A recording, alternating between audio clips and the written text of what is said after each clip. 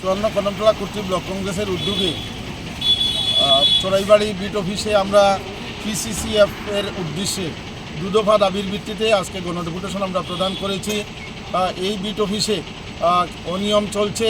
এই অনিয়মে বিশেষ করে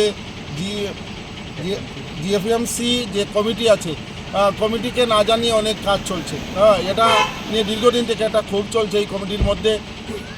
এখন দেখা যাচ্ছে এখানে অনিয়ম করার স্বার্থে একটা নতুন কমিটি গঠন করার প্রচেষ্টা চলছে, অথচ এখানে 88টা পরিবার নিয়ে এই জিএফএমসি কমিটি গঠন করা হয়েছে অতীতে।